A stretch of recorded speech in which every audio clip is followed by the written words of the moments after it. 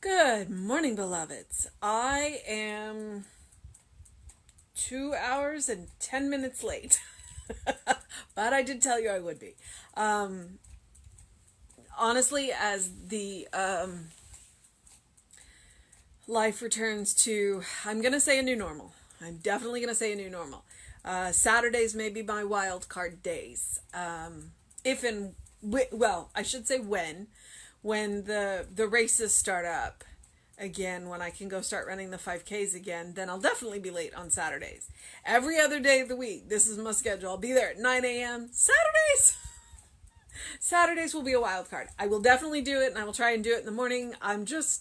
Yeah. So, but next week, the race that I had wanted to do has gone virtual, so I should be pretty close to 9 next week. We did the food market today, and we got there. Tom and I got there about 7, and there were already cars lined up. And this is the first time that I've been doing the food events that I've seen that. We had better advertising this time. We had signs that they put out yesterday, and we gave it all away. We were done by our end time of 10, and cleanup was easy because everything was gone, which is really good. That means that nothing went to waste, and it's a little sad that it's an amazing opportunity to do it. It's just kind of like when you're in practitioner training, one of the things they ask you is, would it be okay with you if nobody needed your services? And really, honestly, I wish that's where we were, but we're not. And so we take the opportunity to serve our community whenever we can. And that today was it. So, I was true to my running rev name today. We would have these periods where we'd have a few minutes between vehicles. And so I literally ran around the parking lot, because I gave up my 3-mile run in the park today to do this. Trust me, it wasn't a sacrifice. I would much rather have done the food event than go for a run, but I still got a little running in. And thankfully the weather and the cloud cover helped. So, sometimes I know at the end of this thing, I tell you, I encourage you to do something kind for yourself, something compassionate for yourself, something loving for yourself.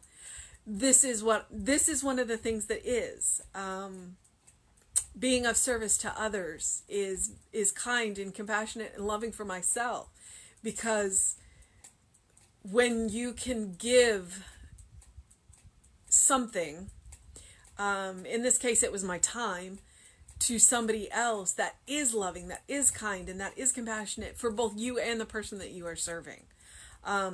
As long as you are not doing it out of obligation, you are doing it out because you choose to.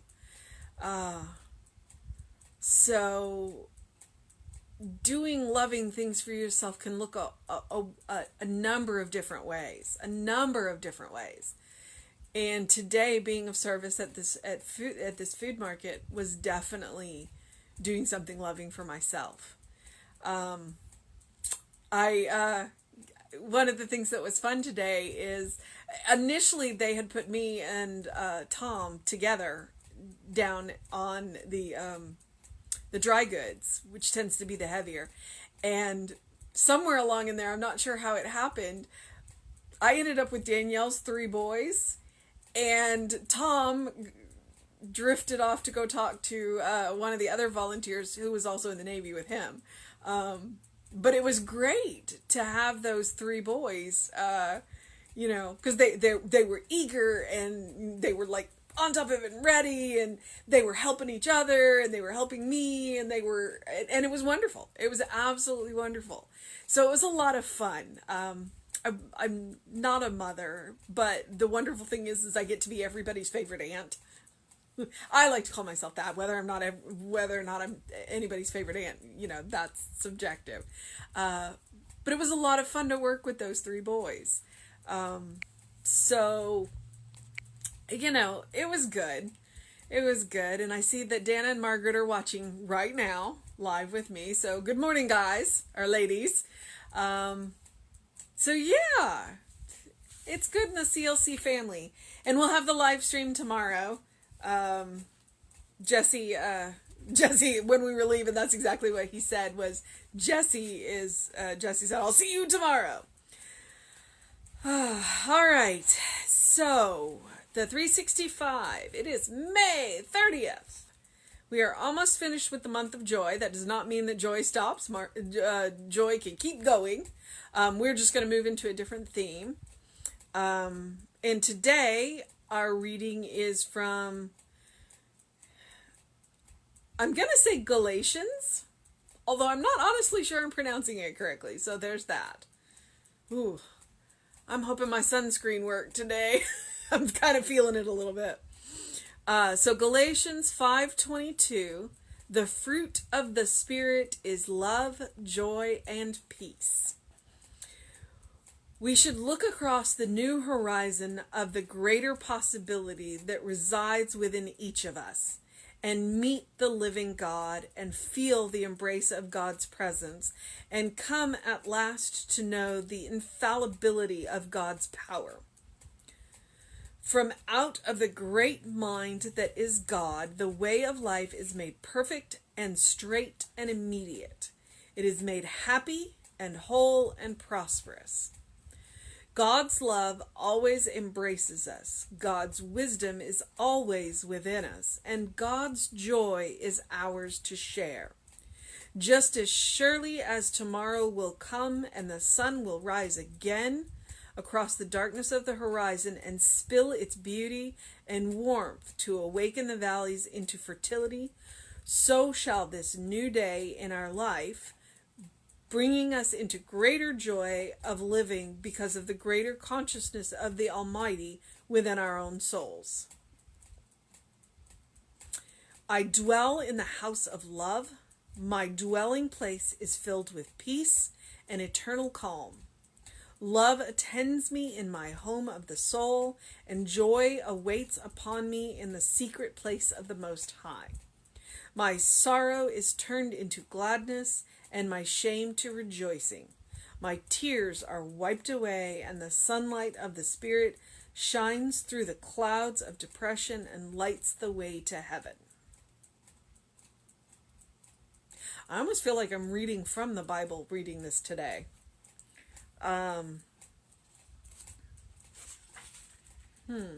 Okay, so we should look across the new horizon of the greater possibility that resides within each of us and meet the living God and feel the embrace of God's presence and come at last to know the infallibility of God's power. Oh, that's a long sentence. He is inviting us to look further than we've looked before. We talk about possibilities. We talk about God.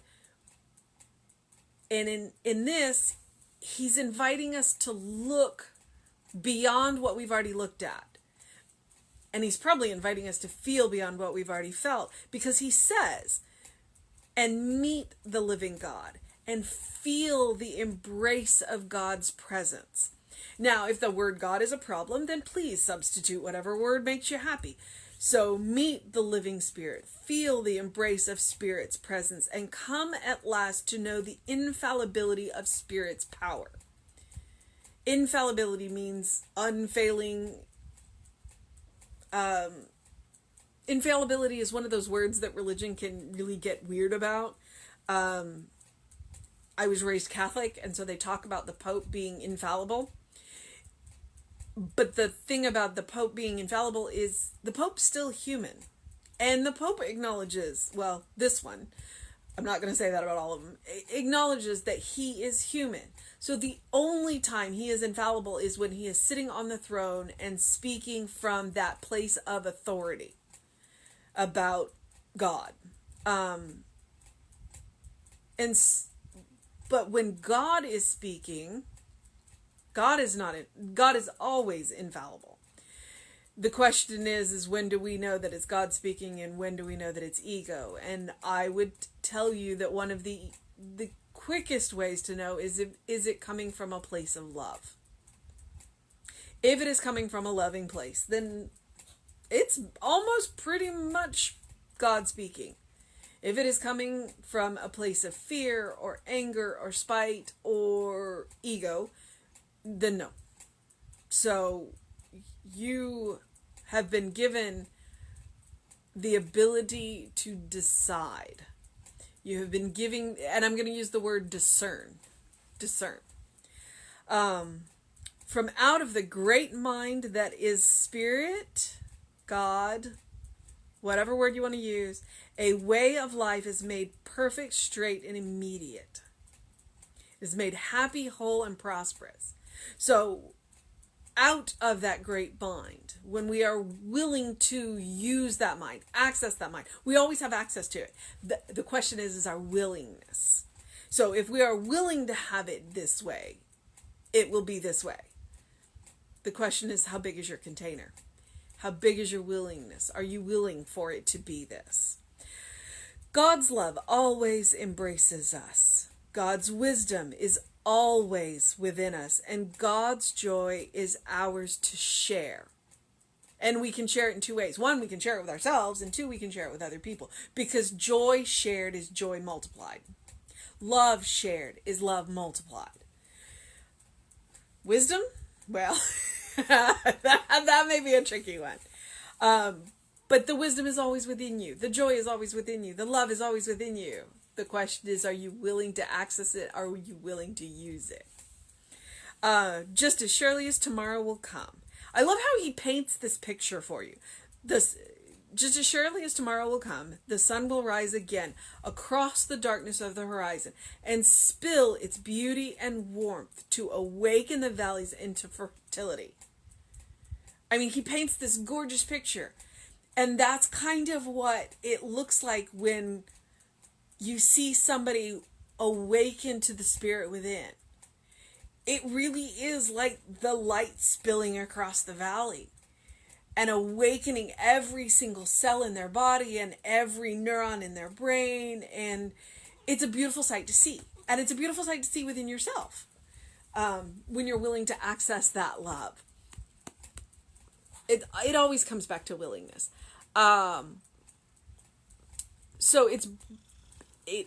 So shall this new day in our life bringing us into a greater joy of living because of a greater consciousness of the Almighty within our own souls.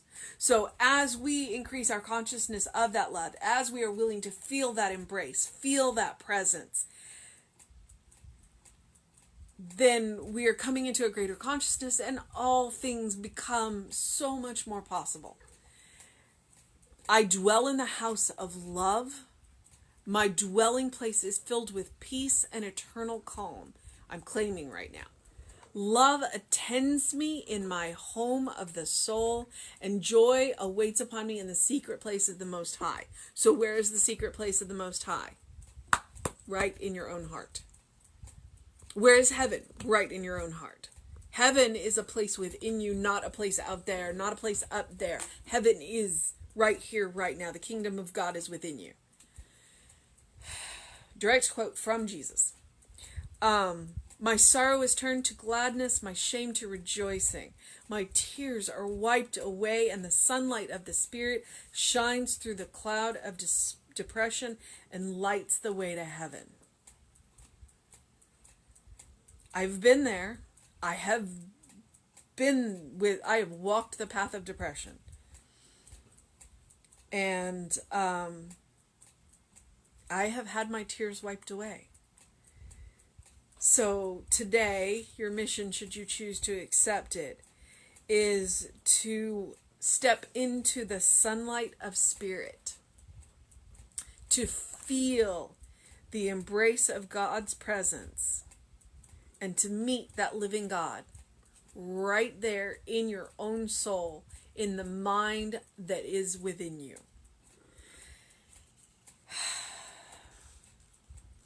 The fruit of the Spirit is love, peace, and joy.